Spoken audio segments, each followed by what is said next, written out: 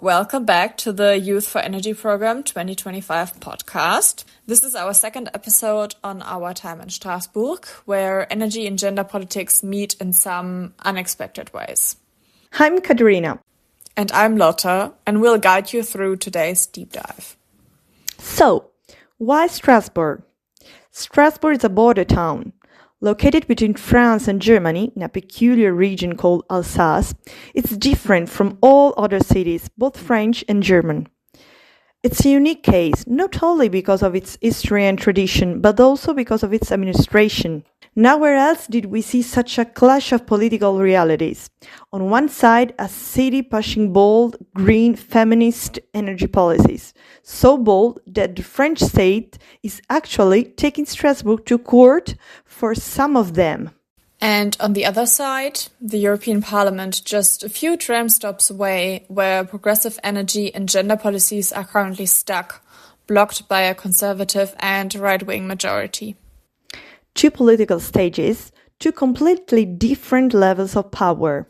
And we spoke to actors from both. What are they achieving? What's being shut down? And where do their stories contradict each other? Let's hear from MEP Benedetta Scuderi and from Deputy Mayor Christelle Wider to show how differently the fight for energy justice and gender equality and its connection can look like. In the transition, you have opportunities to completely change the way you make things. And that's why it's a huge opportunity, and that's why we need to talk about this a lot, because it's an opportunity, and we need to take this opportunity and try to change the patriarchal, male-dominated system that is carrying our energy system. If you ask me if this is happening in the parliament, absolutely not. But this is something that we are fighting for. We have the power to change the thing. We have the power through the way we use money to change the way the city is used and lived by men and women. And this is our responsibility. So, contradiction or cooperation? What is possible? What is realistic? Let's find out.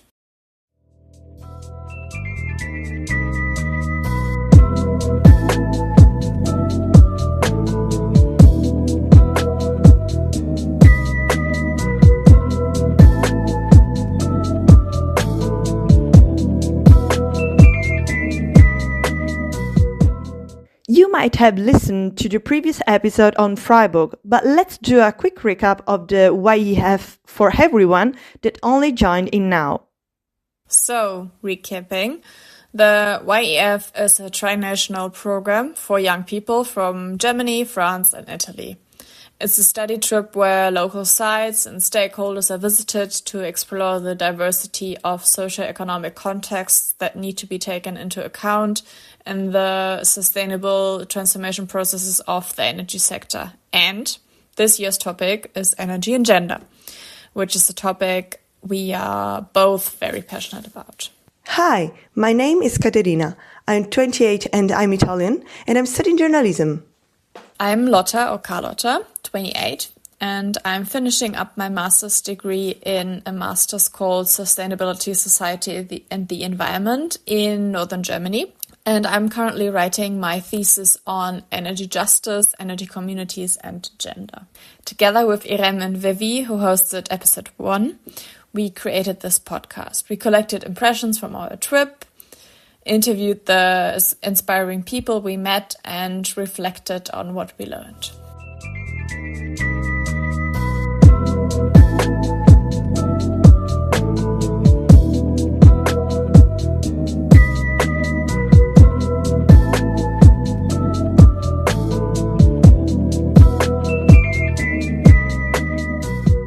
On a rainy Wednesday morning, we took the train to get from Freiburg to Strasbourg. Before the French-German border, we got off and kept on traveling by tram. New to us were the border controls there, with a few people leaving the tram coming from France, being suspect to police controls, including some racial profiling. While entering France, on the other hand, no one seemed to be checked. Prochaine station, Parlement européen. So we made it to the European Parliament. And here we were very excited to find out how energy and gender and its connections are being dealt with at this specific level. We then had the amazing opportunity to talk to two members of the European Parliament and European Greens. First, we got to talk to the French MEP Mélissa Camara, and then to Benedetta Scuderi, who is an Italian MEP. Mélissa gave us a very insightful introduction into her daily struggles in a very conservative and right-dominated parliament. Mélissa is a member of the FEM committee, which is the Committee on Women's Rights and Gender Equality, and the Libe committee as well, which is the committee on working on civil liberties, justice and home affairs. Overall, the FEM committee is really important and progressive because of this, the right wings specifically tries to weaken the committee and tries to, for example, block progressive committee proposals. And after talking to Mélissa, we then also had the opportunity to have a detailed discussion with Benedetta Scuderi. Yeah, like Mélissa Camara, Benedetta Scuderi faces similar struggles as she's also a member of the FEM committee. What is interesting to us, though, she's also a member of the Heinrich committee concerned with industry, research and energy. Adding to what Mélissa told us, she drew our attention to the topic of red lines regarding terminology and which terms one can but mostly cannot use. We have experienced in the last few months red lines that are based on words that mean some kind of fights. So we have red lines on the word gender, on the word intersectionality, on the word feminism.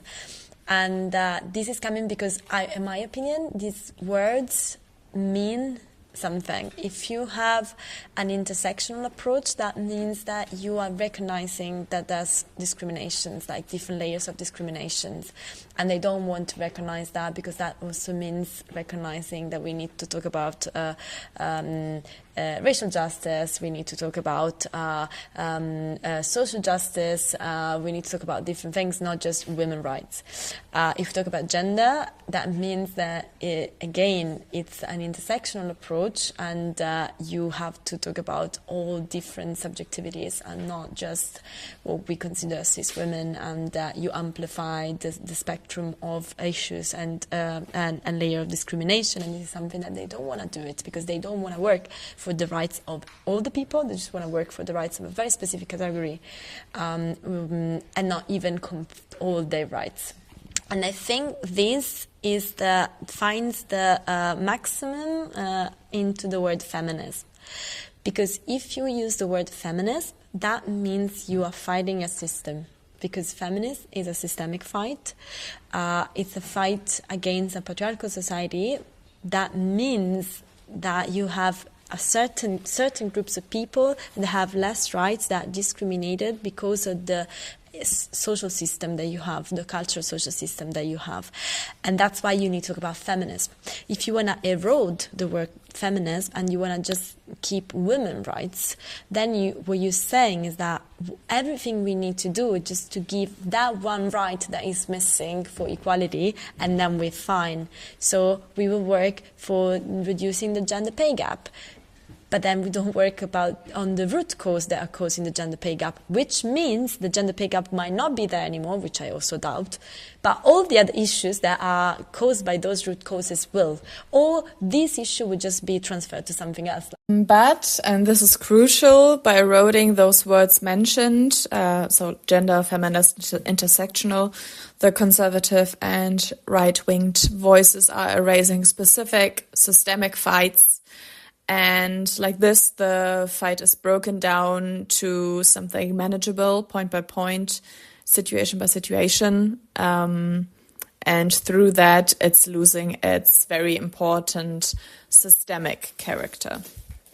And that's why I think instead we need to shout this word more and more, because words matter. Because words matter. Because words matter. And yeah, a word that also matters and that isn't really being dealt with in all of its dimensions is the word gender. Problematically, although the idea of intersectional approaches exist and these are being adopted, the gender approach being used is still very binary, with the focus only ever being on women and men. But, for example, data that is further differentiated simply does not exist. And that's like a main problem here. If no data exists, no base for political action exists. That's why researchers call for the inclusion of intersectional perspectives in the collection of sex disaggregated data. So with the goal of being an inclusive, also non-binary approach. The topics of energy and environment are currently not connected in Parliament, and even fighting for them individually is challenging as the right and far right have the majority. It's for that reason that we asked about future connection and feasibility of policies for small levers and important changes. And 3 points mentioned by Benedetta were first energy poverty, and then second job transitions of other energy production, meaning fossil, to renewables, and a better gender balanced representation in these jobs. And then also third, energy communities still being very male dominated and this needing to change. The connection of energy poverty and gender is a topic that came up again and again, starting with the first meeting we had in the Öko-Institut in Freiburg, which was dealt with in the last episode. But actually, I also liked that not only the energy poverty aspects and women being more vulnerable were mentioned by Benedetta, which seems to be a go-to framing of the topic when you don't work on it too critically, but also she mentioned women's reproductive work and prosumerism, so both producing and consuming through energy communities. To us, it's very important to highlight women as enablers of change, meaning real agency concerning their participation, recognition, and decision-making. Yeah, I totally agree. Benedetta then also highlights the importance of using the current changes and current happenings in the energy transition to make the transition more gender just, thus specifically connecting the two fights and also mentioning democratization and decentralization. And what we need to do and why the connection is important is because we need to tackle these impacts and these opportunities in order to reduce the differences in the energy transition. So in the transition, you have opportunities to completely change the way you make things. And that's why it's a huge opportunity, and that's why we need to talk about this a lot, because it's an opportunity, and we need to take this opportunity and try to change the patriarchal male-dominated system that is carrying our energy system and making like more gender just, but also democratically diffused in order to be closer to people rather than nowadays now that is very centric into the hands of the very few. So if you use the gender perspective into a democratic perspective, then you actually can make a different transition, and we need to talk about this because it's an opportunity we have in our hands. If you ask me if this is happening in the parliament, absolutely not. But this is something that we are fighting for. So, well, getting lost again, because we're trying to get to a good area for taking photos, which was, of course, in front of all the flags of the European member states. We also had the opportunity to quickly talk to the assistant of the French Green MEP Marie Toussaint. The assistant's name is Charlotte Isard. And there were quite a few discussion points and some discussion points that were interesting to us. Yeah, we discussed about their work on affordable housing and energy poverty, and they were producing a report about it. As we first heard about the importance of the topic in the Institute in Freiburg, we were happy to discuss it. And as we and they learned, there is a lack of gender-sensitive approaches regarding the connecting topics. Producing reports and collecting data would be very helpful to base work on in the future. And also, when comparing this term to the last, Charlotte underlined that much more progressive work was possible then, as the progressive voices had a majority. And unfortunately, one should add here that the next EU Parliament elections will only be happening in 2029.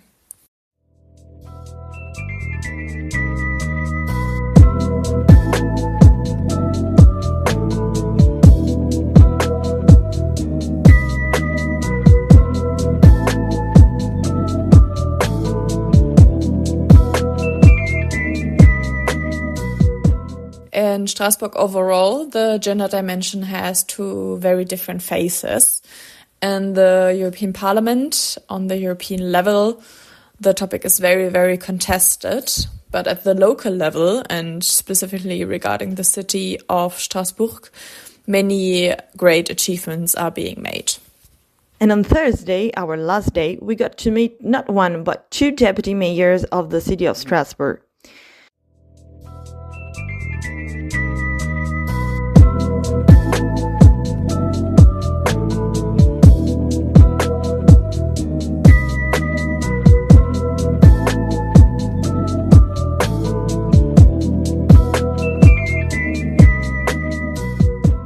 First in the morning, we got to talk to Christelle Wider, who has been the deputy mayor for gender equality in Strasbourg City Council since 2020. Her term, which is her first term, will last until 2026. Background as a feminist activist and working at NGOs, she's a teacher in the high school for classics and literature. She highlighted multiple times that with her work, she's building on a very good foundation, as the Department of Gender Equality in Strasbourg has been around for 10 years already. She works under the young mayor Jeanne Bassegian, who is a loud and proud feminist and built a great team around her, also including Florian Varieras, who we met later on in the day. The mayor also inspired Christelle Wider to become a civil servant, and the majority of the city council is left-leaning. We asked her about one main achievement of the program, to which she said the following. The previous campaign, before getting elected, our mayor was already convinced that working on gender budgeting was something really important to implement gender mainstreaming. This is a direction given by many international organizations, and so thanks to the European Commission, we are part of a program called Gender Flagship, and we work along other countries in Europe to implement gender budgeting. And so implementing gender budgeting is also implementing gender mainstreaming. And our action plan is based on the work we made with those experts, specifically trained, and they trained our civil servants. And now our public policies are tailored with the perspective of gender equality. She is also the head of the Finance Commission, which is because of its gender budgeting goals. But what exactly is meant by the term gender budgeting? Gender budgeting is part of the gender mainstreaming strategy, which aims to embed genuine equality between women and men in budgetary and economic policy. So it, for example, involves assessing local authorities' budget plans from a gender perspective and incorporating a gender perspective at all levels of budget planning. The aim of gender budgeting is to analyze the distribution of resources in a gender-sensitive manner and then distribute them in a gender-equitable manner. Resources here refer in particular to money, time, paid and unpaid work. It is also about examining whether public financial decisions contribute to promoting equality or actually, on the other hand, reinforce inequalities. In our discussion, it came up that public policies simply are not made for everybody. Some parts of the society profit more than others. Let's hear about their efforts to tackle the misconception of being able to achieve equality through universalism.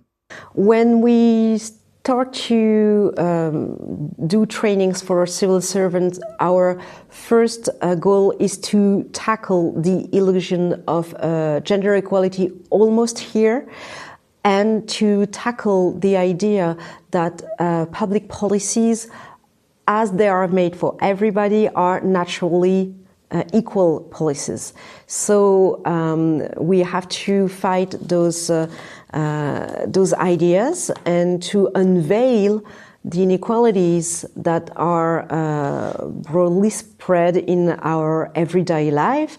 And as soon as the civil servants realize, by going on playgrounds, by going in the parks, and by seeing inequalities on the field in the city, then they have a better sense of their power over the policies, saying, I quote, "We have the power to change the thing. We have the power through the way we use money to change the way the city is used and lived by men and women. And this is our responsibility."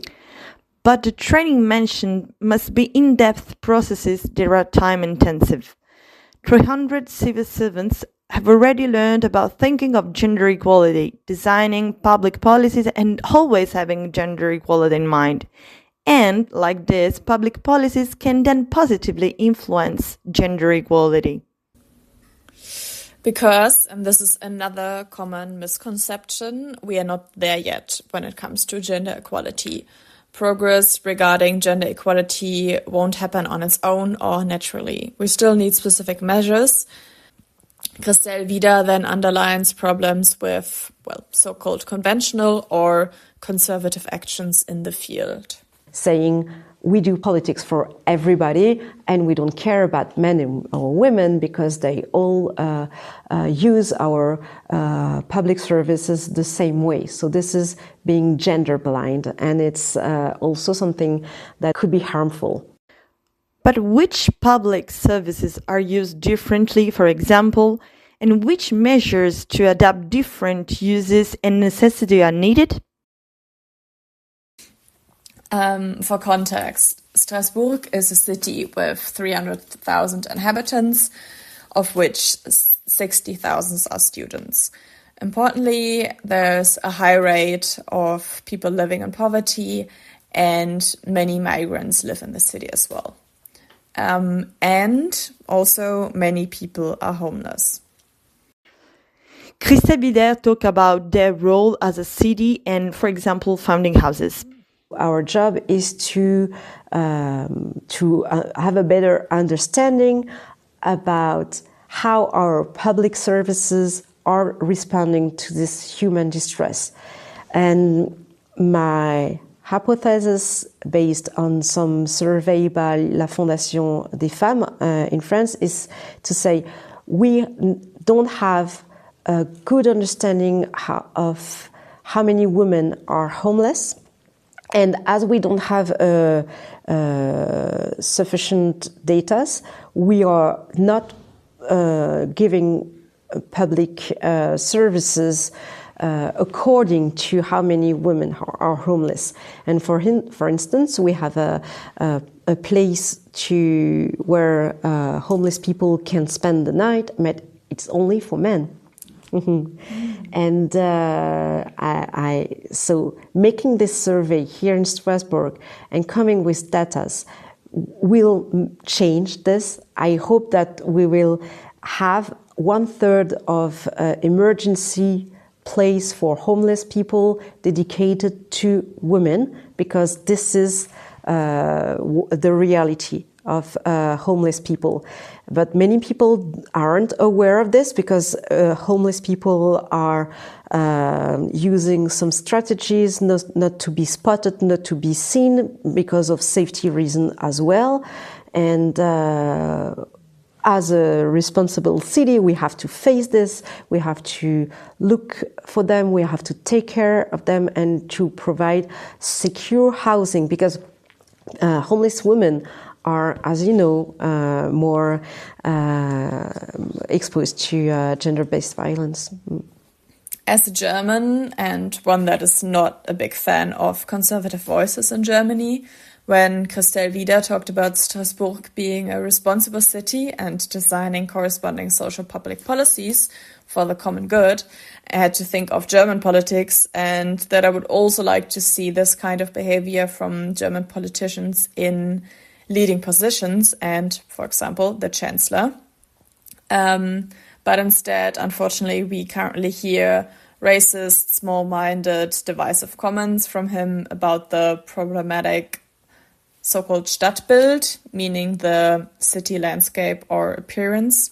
However, and this is great that Strasbourg is doing this, the city of Strasbourg and especially its deputy mayor for gender equality also think that intersectional approaches are of importance, which, for example, include supporting people that migrated and those living in poverty. And also, again, the necessity of first collecting data of shortcomings before being able to design policies is highlighted. And this is a rhetorical question, of course. We all know the answer. Why is there such a lack of data?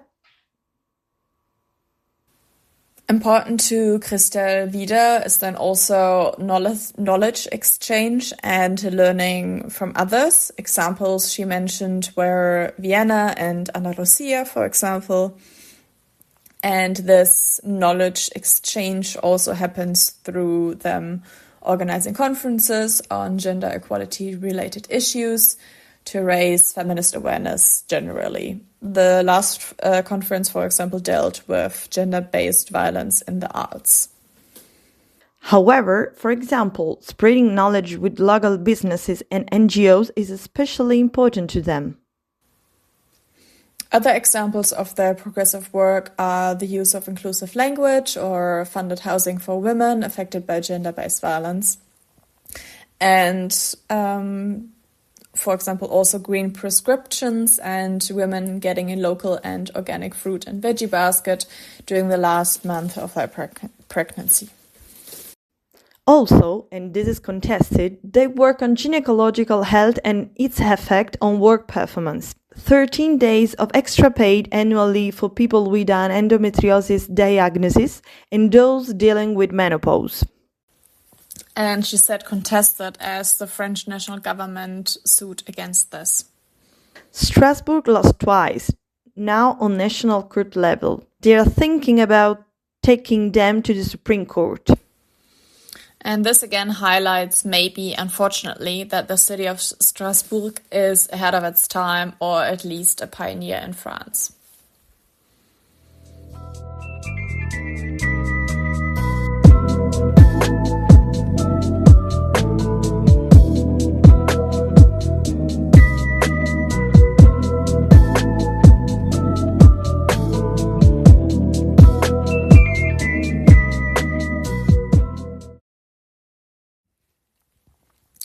So, by now you might have asked yourself, but where's the connection to energy? You can, for example, find it in debates around public lighting, which we had already heard about from the ICLEI member Umea. Interestingly, the city of Strasbourg had already cooperated with Umea as well. In 2022, the city was facing the rise of energy costs as well as everyone else. Because of this, cutting the cost waste was necessary.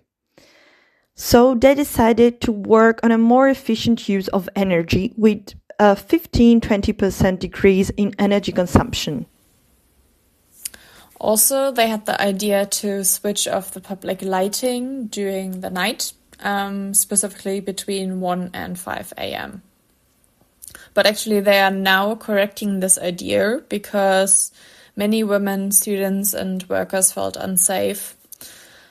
And now savings are being used for new minimal lighting, which, also uses less energy.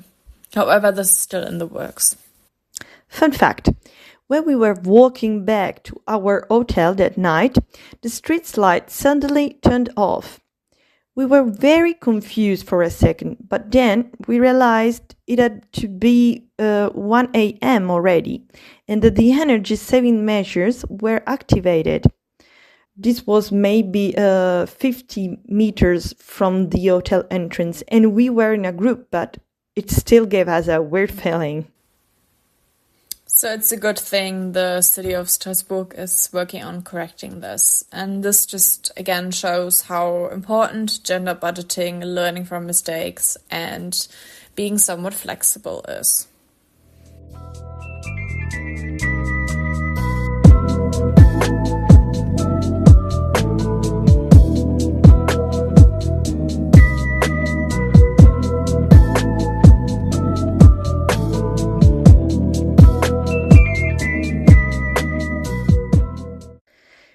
If you should think of 3 famous painters, what would be the first 3 names that come up in your mind? Probably men's names, such as Picasso, Monet, or Leonardo da Vinci. At Espace Égalité, however, you can enter a room filled with the names of the many women who have contributed to art, science, and culture. And it's just a part of them. Located in the Bord-du-Rhin district, the Espace Égalité is a cultural space open to everyone that shelters a unique, interactive and playful program. It is specifically designed for children, but not only for children, also for teenagers, in order to develop their critical thinking skills. The program has been opened in 2019. A group named Éduquer au respect et à l'égalité des droits meets regularly to bring the program to life, structure it and develop it together. It is composed by l'Association citoyenne interculturelle, le Centre socioculturel Victor Schweitzer, Fracas du Bas-Rhin, la Ligue de l'enseignement du Bas-Rhin et SOS France Victimes and Thémis. The project is coordinated by the City of Strasbourg Anti-Discrimination Unit. The program involves a learning method based on discovering through exploration, and there is a whole city built there to explore, addressing different discrimination forms. There are no other examples coming close to Espace Égalité in France, so this is very much a pioneer project. And that's great because every year 5,000 children come from all parts of Strasbourg and some also from further away to participate in this program. And guess what? We did the same. And seeing some of our mates excluded from a vote sparked a protest that ended up taking everyone to court. This was one of the activities we did during our visit to the Espace Égalité. All types of discrimination are addressed here, and French law actually mentions 26. In this case, it was about exclusion from voting and active citizenship, which we obviously didn't want them to get away with. In this place, we received more than 5,000 people a year, and 80% are children. We think that it's very important to raise awareness on non-discrimination and to promote equality since the youngest age, in order that the future society can be better than ours. So in the equality space, the idea is to work on non-discrimination and equality. We are working on all criteria of non-discrimination. So we are working on migration, gender, discapacities, and so on. But it's true that we are not working on environmental issue in self, but we are trying to make links when we can.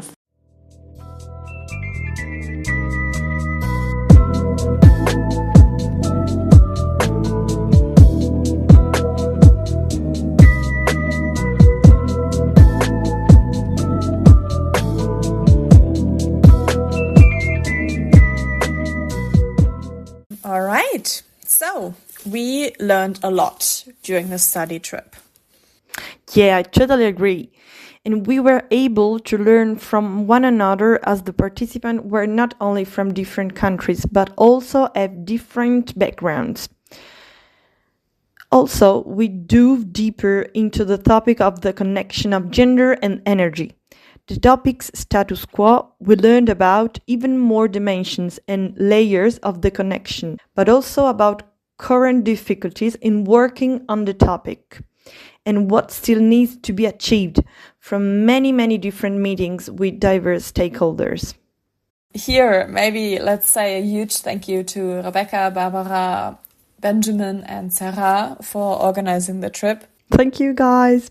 We really, really enjoyed it. And even though finding people to talk to for the topic and stakeholders that were aware of the connection of energy and gender proved difficult, you still managed setting up a very, very interesting week with inspiring meetings, including great discussions.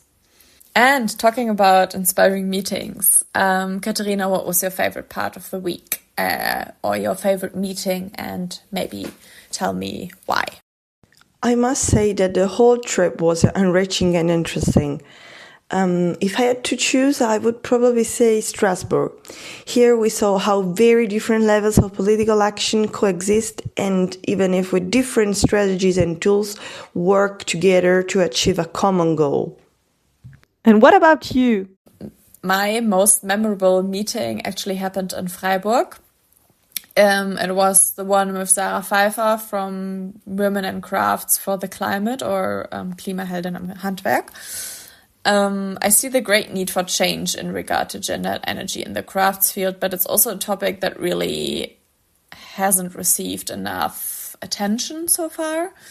And that's even though more practical and manual jobs and labor is like very much necessary for the implementation of climate goals, and it's also very much connected to energy concerns.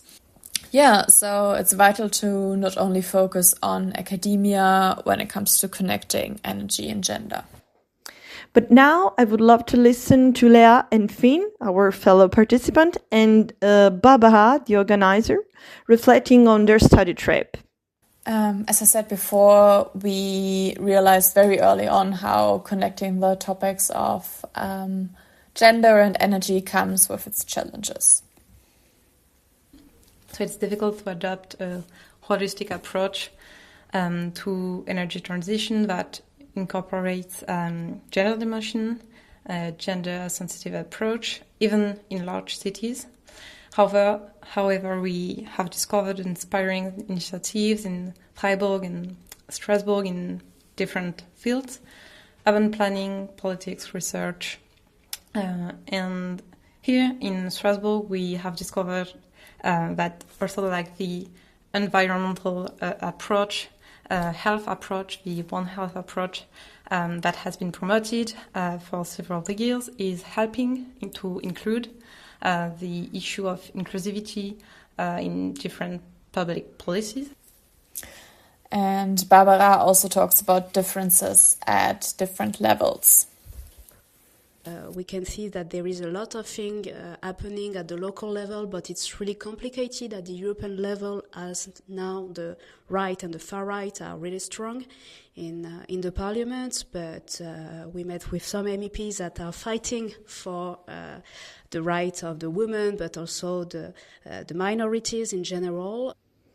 Lea and Finn also talked about the status quo and changes still necessary. We are still at a stage where data needs to be collected, and the issue of fairness between gender has to be put on the political agenda. At the European level and at different other levels, we saw it like in Germany, in Italian and in French context. There are a lot of inspiring initiatives. But a lot remains to be done. During the trip, I was surprised how binary the vision of gender still is a lot of the times when trying to make a change. And when we were in the European Parliament, it really showed me again how not only the debate on gender might be turning more conservative, but also the spaces to discuss gender are becoming fewer and fewer because conservative forces, such as in the European Parliament, just don't allow for them. Barbara also underlined differences in gender discussion between France and Germany. I think it was really interesting to see how the gender subject is treated in Germany, because I think they are more ahead of France regarding that topic. It was what I was thinking at first, but today we met with the city of Strasbourg and they are also doing really great things. Yes, and we cannot afford the disconnect between energy and gender. Importantly, we cannot prioritize one dimension over the other, but dealing with the topic in an intersectional manner to produce fair outcomes that help us move forward in the renewable energy transition. But this cannot happen at the expense of the less privileged, because inequalities in access to energy decision-making, power and distribution of benefits, but also harms, still very much exist. And if not being dealt with specifically, they won't disappear. With transitions such as the current renewable energy transition, new sets of winners and losers are being produced. So, let's try our best that the ones already vulnerable are not further disadvantaged. And Finn also realized important links between different fights. The fight for a more feminist energy transition overlaps with a lot of other important topics. Such as making beautiful cities, the ecological transition in general, of course, the fight against capitalism and for degrowth. It was really nice to see how it all comes together again and again. And finally, Barbara provided us with strong concluding arguments. It was really difficult to bring gender people to speak about energy transition because they have a difficulty of understanding how the energy transition can be a lever for gender equality, because that topic is kind of really new, and I think that it shows that we still need to work on it to show how the people working on energy transition have to work with those working on gender issues, and that we need a proper nexus with gender issues and energy transition problems. If we want to have a just energy transition, we cannot pass that meeting of the subjects. So let's hope that our program and the report and the podcast can show a little bit what can be done, what we have to do to manage just energy transition.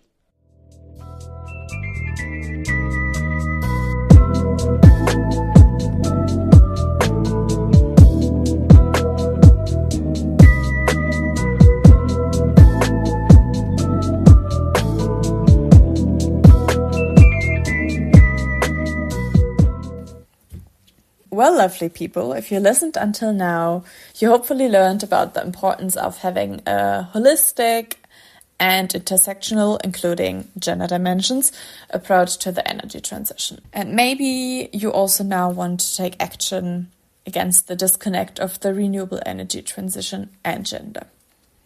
If you are a young adult and interested in topics of the energy transition, maybe you should apply for the YEF trip next year. We can recommend it.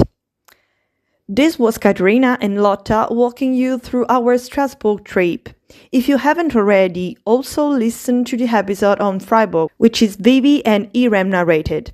Also, if you prefer to learn by reading rather than listening, then you're in luck as well, because the other participants actually produced a report on the study trip that can be found on the Heinrich-Böll-Paris website. Yeah, and anyways, we hope you enjoyed this little podcast. Let's all start working on the gender-just energy transition then.